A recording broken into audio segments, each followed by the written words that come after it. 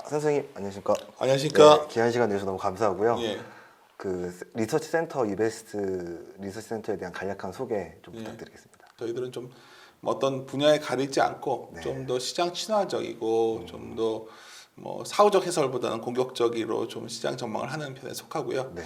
뭐 그 결과 뭐 시장 평가도 그렇게 나쁘진 않은 것 네. 같습니다. 그래서 하여튼 이후에 그러다 보니까 저희가 유튜브 채널도 운영하고 뭐 여러 가지 시도를 하고 있는데 네. 그렇게 뭐 좋은 평가를 받는지는 잘 모르겠습니다. 개인 투자자들 사이에서 굉장히 유명하더라고요. 그 이리온 채널이. 네, 그렇습니까? 네. 그러면 안 되는데 저희 주요 클라이언트는 개인들보다는 기관 투자가분들이신데 하여튼 네네. 기관 투자가분들도 많이 좋아하시는 네. 하우스니까요. 네. 그 코로나 국면 때 나왔던 사과나무 시리즈 네. 보고서가 화제가 되게 됐거든요. 아, 금손 기자님- 보고서다. 그래서 기자님이 되게 고맙죠. 근데 네. 또 기사화 해주셔가지고. 네. 근데 이제 당시와 지금 상황도 거의 유사합니다. 당시에도 제가 이제 중시하는 거는 기대 방향이거든요. 기대값의 방향. 기대값의 방향. 아마 그때 사과나무 시리즈를 낼 당시에도 결국 불확실성이 가장 극대화된 시기가 과거에도 보면 기회의 영역이었다는 생각이었고요. 예. 이번에도 좀 유사했죠. 바로 네. 미국의 선거 직전이 불확실성이 가장 증폭됐던 시기였고 당일은 굉장히 컸었고요. 네.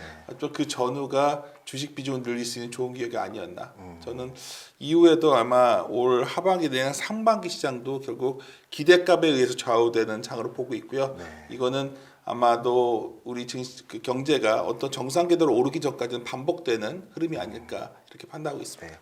그 기대값이라고 하시면 이제 실적이 일단 제일 중요한 요소가 될까요? 두 가지겠죠. 네. 결국 금리의 방향, 장기금리, 또 하나는 기업 실적의 기대값이겠죠. 네. 금리라는 것은 결국 경기를 가리키는 것과 동시에 네.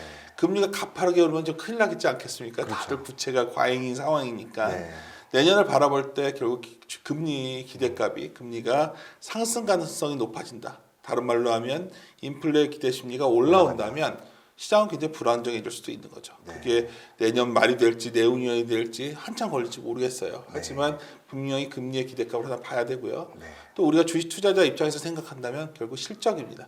누가 뭐래도 좋은 기업을 사서 물리면 큰 문제가 없어요. 네. 그러니까 좀 안 좋은 산업에서 좀 안 좋은 기업에 우리가 투자를 잘못했을 때는 굉장히 문제가 되는 거거든요. 네. 여기서 한번 생각해 보셔야 되는 게 올해 2분기가 너무 안 좋았죠. 우리 네. 4, 5, 6월 달에 코로나가 급속도로 확산되면서 예. 다들 기업들이 아무것도 안 했잖아요. 네. 그러니까 당연히 내년 2분기는 기저효과에 의해서 굉장히 실적이 좋아지겠죠. 어쩌면 연말에 달려가고 있는 글로벌 우리나라가도 그렇고 글로벌 증시의 방향은 내년도 2분기에 대한 어떤 실적의 기저효과를 기저효과로. 미리 선반영하고 있는 거 아니겠는가 저는 이렇게 네. 보고 있습니다. 네.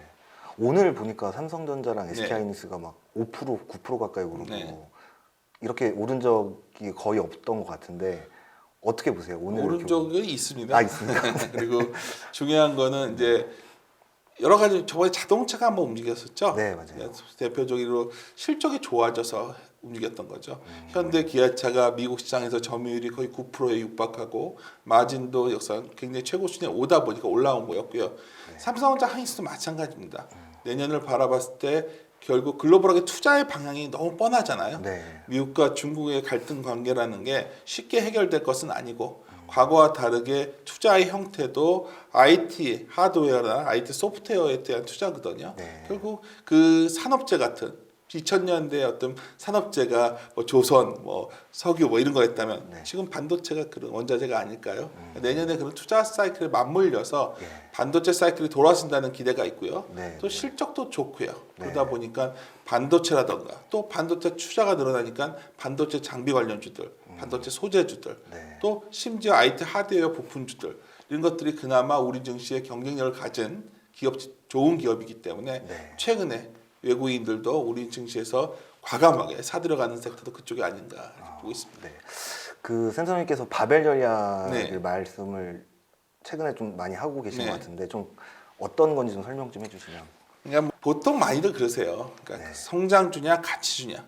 너무나 선악 개념 같죠. 네, 그러니까 네. 그것도 금리가 올라갈 땐 가치주가 되고 금리가 내려가 저금리 상황에서는 성장이 희소화되니까 성장주가 된다. 이게 좀 도식적으로 많이 적용을 하는데 네. 엄밀히 말한다면 삼성전자가 가치준지 성장준지 헷갈릴 네. 때가 있죠. 그렇죠. 그리고 무조건 올드 이코노미의 산업이 단순히 PR이 싸다고 가치주라고 볼 수는 없는 거예요. 네. 우리가 찾아야 되는 거는 가치주냐 성장주냐가 아니라 좋은 기업이 뭐냐고 앞으로 파이가 커지는 산업이 어디냐 이게 중요하다는 거죠. 그런 측면에서 본다면 바벨 전략은 성장주와 가치주 내에서 그런 공약수를 찾는 전략입니다. 그랬을 때 가치주 좀 싼 것들 중에서는 자동차가 눈에 가장 많이 띄었었고요. 네. 성장주에서는 상대적으로 아까 말씀드렸던 IT가 눈에 띄었었죠. 그래서 이걸 중심으로 해서 포트를 짜간다면 네. 아마도 뭐 연말 내지 내년 상반기까지 시장을 네. 최소한 이기지 않을까. 저희 그런 차원에서 바벨 전략을 강조해 왔습니다. 네. 네. 그 사과나무 시리즈 시즌 네. 2는 아직 계획이 없으신가요? 사과나무 시리즈 할 때 제가 앞에 그런 걸 썼었죠. 내일 지구가 멸망해도. 한 그루 나물. 근데 멸망할 것 같지가 않기 때문에 사과나무 시리즈는 다시는 안 나올 것 같아요. 네. 근데 오히려 고민은 이런 거죠. 우리가 지금은 다들 어떤 불확실성 하에서 네. 주식 비중 확대하는 걸 좀 두려워해요. 음. 그리고 여러 가지로 밸류, 여러 가지 가치도 그렇게 아주 싸진 않습니다. 네. 그렇기 때문에 사과나무 시리즈는 아니겠지만 네. 아마도 이런 고민은 좀 더 하고 있어요. 저는 길게 본다면 앞으로 내년 이후에 한 2, 3년간 계속 박스피를 보고 있거든요. 한번 올라가겠지만 네. 박스피 내에서의 승률은 이런 거죠. 뭐 옛날에 제일 쉬운 장은 올해장은 사실 쉬웠어요. 2020년 장은. 왜냐하면 주도주가 나오고 네. 주도주가 있으면 그게 황소라고 치자고요. 네. 네. 주도주가 하면 그 꼴이라도 사면 됩니다. 네. 그러니까 뭐 네이버 카카오가 가면 언택트의 다른 종목을 사면 수익이 나는 쉬운 장이었어요. 근데 만약 시장이 박스피 형태로 들어간다면 네. 그 박스피로 들어간다는 이유는 여러 가지가 있는데 일단 저희가 전망한 대로 들어간다면 닭의 머리가 낫거든요. 소의 꼬리보다는. 꼬리보다는 닭의 머리. 닭의 머리를 찾아다니는 바로 종목 장세적 성격이 강해진다는 거죠. 많은 일반 투자자분들이 오해하시는 게 종목 장세라고 한다면 네. 뭐 테마주 뭐 이런 거 자꾸 네, 하시는 네. 그런 게 아니라 각각의 개별적인 아까 이익의 방향이라던가 어쩌면 니치마켓을 장악한 기업들이 재평가되는 장세 이런 장세가 의외로 한국 증시에서 보통 박스피로 들어갔을 때 시장을 상당히 아웃퍼폼합니다. 저는 그런 시장이 앞으로 한 2, 3년간 열릴 거로 보고 있기 때문에 네, 네, 네. 오히려 리서치 베이스 투자가 점점 더 중요해진 시기에 들어가지 않나 이렇게 판단하고 있습니다. 그러니까 대형주 위주보다는 중소형주에도 많은 관심을 가져야 된다 이런 말씀이죠. 지금 대형주가 올려놓겠죠. 네, 이번에 네. 올려놓은 다음에 네.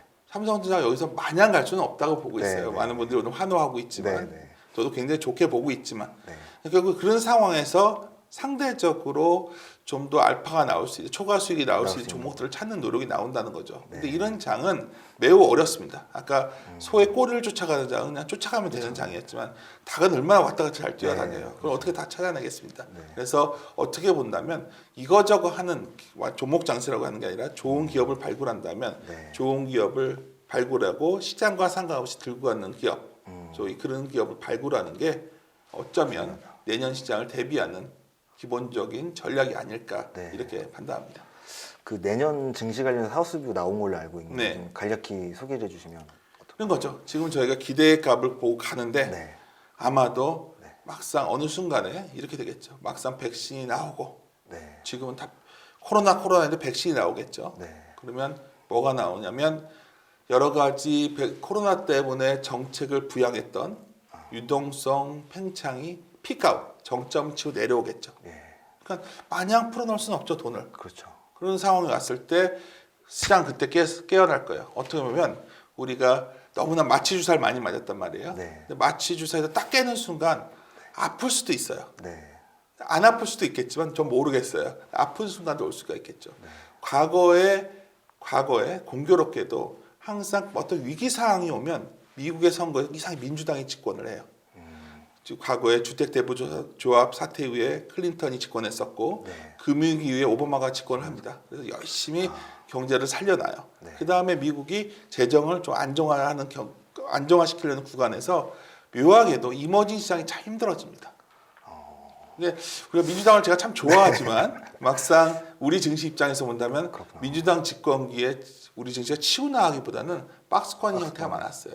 그래서 저는 내년 봤을 때 바이든이 이렇게 됐죠. 내년 어느 시점이 되면 네. 정책 조합도 좀 후퇴할 것이고 연준도 마냥 우리에게 기회를 주진 않을 거예요. 그리고 더 중요한 거는 미국 역시 법인세를 올리겠죠. 세금이 올라가면 코스트가 올라갈 거고 기업 이익은 줄 겁니다. 근데 그런 영향들은 다각도로 영향을 줄 거예요. 그래서 지금 당장 예단할 수는 없지만 한마디로 말씀드려서 지금은 기대의 값의 방향에 따라서 주식 투자를 긍정적으로 하면 되지만 어느 순간 모든 것이 정상화되고 난 뒤에는 오히려 불확실성이 사라지고 나면 아 경제가 증시에 부합해? 기업 이익이 이 정도에 부합해? 아마도 레벨에 대한 수준에 대한 고민이 시작될 거로 보고 있고 저는 그게 내년 빠르면 2분기 중에도 시작될 수 있다 보고 있어요. 아, 내년 2분기부터. 늦으면은 한 3, 4분기. 그렇다면 오히려 굉장히 마음은 급해지겠죠. 지금 투자자들은. 저가 이 정도 말씀드리면 글로벌 투자자 다 마찬가지일 거예요. 그래서 아마도 이번에 대선전에서 강하게 불마켓이 나오는 경향도 거기에 기반하는 거고요. 아까 처음에 시작할 때 말씀드렸지만 금리의 방향과 실적의 방향을 놓고 봤을 때 좋아지는 건 알겠는데 그 수준에 대한 고민이 시작된다는 점에서 내년 시장은 오히려 올해보다 더 만만치 않다. 저는 이렇게 판단합니다. 그러면은 이렇게 딱 들었을 때는 1분기까지는 조금 주식 비중을 높여야 되는 걸로 인식이 되는데 맞나요? 이렇게 방송 녹음할 때만 아쉬운 게 가장 좋았던 구간은 바로 대선 전후였죠. 미국 가장 불확실성이 증폭되는 기간이니까요. 우리가 보통 리스크란 단어랑 uncertainty라는 단어 두 가지가 있는데 위험이라는 거는 우리 모두 알고 있기 때문에 그건 사실은 두렵진 않아요. 보통 언론의 미디어에서는 당장 앞에 뉴스에 굉장히 말을 많이 하시잖아요. 최근에 보면 코로나 확진자가 늘어났다 이런 얘기를 하지만 우리는 이걸 보통 어라운드 코너에 흡혈귀가 있지만 흡혈귀는 안 나타난다는 거죠. 매스미디어에서 굉장히 되새김질하는 뉴스, 그 소가 되새김질 그런 뉴스는 별로 악재로 영향력이 없습니다. 주식시장이 바라보는 것은 최소 3개월지 6개월, 12개월 뒤의 상황을 미리 프라이싱하는 거예요. 그럼 우리가 12개월 뒤를 본다면 백신이 상용화돼 있을 것 같고 그게 굉장히 시장의 밑바탕에 깔려 있는 거죠. 한 6개월 뒤가 되면 인플레 기대가 좀 생길 것 같거든요. 굉장히 혼재되어 있는 거죠. 그러니까 이거 굉장히 제가 어쩜 미디어에 오면 항상 드리는 말씀인데 기자분들과 미디어에서 보는 주식시장과 저희들이 보는 주장의 차이가 거기에 있는 거고 또 이베스트 리서치는 그런 기대값을 중시해오는 하우스이기 때문에 저는 선제적으로 반보 앞서서 시장을 좀 콜하는 스타일입니다. 근데 그렇게 본다면 아까 말씀드렸지만은 결국 내년에 기대값 측면에서 본다면 상당히 불확실성이 다시 하반기에 커진다. 지금은 코로나 불확실성은 줄어들면서 동시에 하반기에 되면 오히려 경기의 레벨에 대한 불확실성이 커지기 때문에 어떻게 본다면 그 방향 언제 그 방향으로 돌아서는지 그 시점을 잘 잡아내야 되는 시기 아닐까 봅니다. 일각에서 그 장기 금리가 올라가는 시점에는 이미 그 주식이 흔들릴 수 있다. 내년에 상반기 이후에 금리가 좀 오를 수 있다 이런 얘기도 있던데 그것도 시그널로 볼 수 있을까요? 그렇죠. 그러니까 물론 금리가 올라봤자 이게 얼마나 크겠습니까? 장기 금리는 경기이기 때문에 경기가 좋아져서 올라가는 건데 이런 문제가 있겠죠. 국채도 발행할 거고 재정지표를 써야 되니까. 과거에도 금리가 올라갔을 때 우리가 너무 구조적 저금리에 익숙해져 있기 때문에 약한 고리가 흔들린다는 거죠. 신용이 좋은 국가나 신용이 좋은 사람들은 문제가 안 돼요. 예를 들어서 이머징 국가 중에서 이상하게 보통 민주당 집권계에 이거 뭐 엔티 민주당 같지만 집권계에 보면 이렇게 약한 고리들이 한 번씩 흔들립니다. 보통 오바마 집권하고서 9년부터 열심히 해서 경제가 살아나고 난 뒤에 유로존이 굉장히 흔들렸었죠. 그때 긴축적 정책이 간 뒤로. 그러니까 예를 들어 말씀을 드렸지만 이번에도 반복될 가능성이 높고요. 이미 나타나고 있습니다. 힌트를 드리자면 이미 금리를 올리는 국가들이 있거든요. 얼마나 지금 상황에서 힘들어도 금리를 올리겠습니까? 그러니까 그런 나라들은 굉장히 불안정하죠. 근데 굉장히 우리가 다행스럽게도 우리가 IMF 트라우마를 갖고 있지만 한국은 그에 해당되지 않습니다. 그래서 외국인들이 한국 증시를 그렇게 외면할 것 같지는 않아요. 왜냐하면 중위험 국가에서 상대적으로 성장도 나오는 나라이기 때문에. 그래서 그런 점에서 본다면 과거처럼 우리가 약한 고리는 아니다. 이거는 아마 안심하셔도 된다 이렇게 생각합니다. 이게 센터님께서 이렇게 막 코스피 지수 수치로 말하는 걸 별로 안 좋아하시는데 내년 박스권이면은 뭐 하단 상단 것도 좀 예상을 하고 계시나요? 상단은 저희는 한 2,700 정도 얘기를 해왔어요. 그 왜냐면 버핏 비율이라고 그래서 결국은 GDP와 시총이 거의 같아지는 수준이야. 그 정도 본 거죠. GDP 늘어나는 속도에 비해서. 그럼 슈팅을 할 수 있겠지만 그 정도 넘어갈 정도로 우리 경제가 우리가 프라이싱을 줄 건 잘 모르겠고요. 하단으로 본다면 ROE 레벨을 보면요. 네. 지금 삼성전자 제외하면 1%거든요. 우리나라 ROE가. 그러니까 ROE가 좀 올라와야겠죠. 그래서 좀 금년전마다 2,200 정도는 쉽게 안 무너지는. 안 무너진다. 뭐 이번에도 확인됐죠. 2,200에서 2,250 정도가. 네. 그다음에 뭐 하단은 그 정도일 거고요. 많이 흔들려도 네. 많이 흔들렸을 경우에 올라가도 그 정도가 막히는 상황이라면 사실 지금 좀 빨라진 느낌이 있어서 좀 약간 경계감은 싫지만 제가 항상 이 말씀을 드려요. 네. 우리가 가장 안전한 것은 현금이죠. 그렇죠. 그렇죠? 그럼 우리가 현금을 갖고서 가만히 있으면 배가 있다면 네. 그냥 현금 들고 한국에 머무르면 아무 문제가 없어요. 네. 근데 우리가 배를 갖고 있는 이유는 어장에 가서 고기를 잡으러 가야 될 거 아닙니까? 네. 그러니까 현금 비중을 갖고서 조절을 하는 형태로 시장을 대응하셔야 되는 장이라는 거예요. 그러니까 네. 기본적으로 뭐 박스피니까 이걸 정확히 맞춰서 여기가 바닥이다, 여기가 상대 이걸 하는 게 아니라 박스피 내에서는 좋은 기업은 계속 올라갈 수도 있고요. 네. 또 좋은 기업을 잡을 수 있는 기회 잡기 위해서는 현금을 갖고서 적절히 보유 늘렸다 줄였다 하는 과정을 반복하신다면 네. 어느 기관 투자가보다 개인이 유리한 시장이 어쩌면 2022년이 아닐까 저는 이렇게 판단합니다. 센 소장님 이렇게 명언들도 잘 많이 아시고 잘 활용하시는 걸로 알고 있는데 네. 최근 국면에서 좀 소개해 주실 수 있는 명언 같은 게 있는가요? 제가 이거 굉장히 좋아하는 말인데요. 네, 네. 주식시장은 우리가 다 알다시피 승자 50, 패자 50의 시장이 아닌 건 분명해요. 네. 우리를 보면 승자는 굉장히 흐소하다는 거죠. 네. 그러니까 제로섬 게임도 아닌 거죠. 제로섬 게임은 어쩌면 승자 루저가 루저가 딱 정해져 있겠죠. 근데 마이너스성 게임인 거예요. 승자가 아주 소수인 게임이에요. 여기서 분명한 게 있죠. 승자가 우리가 소수에 속하는 방법은 본능에 따르지 않아야 된다는 거죠. 본능이라는 건 뭐냐면 뭐 공포, 공포심 뭐 이런 거 너무 극단적인 거 말고도요. 네. 중간중간 국면에서 내가 이익을 실현하고 싶을 때는 이익을 실현하면 안 되고요. 오히려 더 본능에 거슬리는 형태로 주식을 보유해 가야 되는 구간이 있죠. 최근이 그런 구간이었어요. 사실 네. 11월이 네. 제가 아마 그 문장 보셨던 것 같은데 네, 네. 무조건 본능에 거슬려라. 거슬려라. 거슬러는 투자를 해야 된다 말씀드린 거고 또 반대로 조만간에 네. 또 본능에 거슬리는 투자를 하셔야 될 것 같아요. 마냥 다들 좋아 보일 겁니다. 네, 내가 맞아요. 정말 주식이 쉬워 보이고 네. 사회 오른다 생각을 가질 텐데 그게 언제인지는 잘 모르겠어요. 다만 저 리서치에 이렇게 있는 사람들은 여러 클라이언트 분들을 만나기 때문에 많은 분들이 좀 여기로 편향되구나 이런 거를 반드시 수치는 볼 수 없지만 네. 또 여러 가지 뭐 데이터를 보면서 판단할 수가 있고요.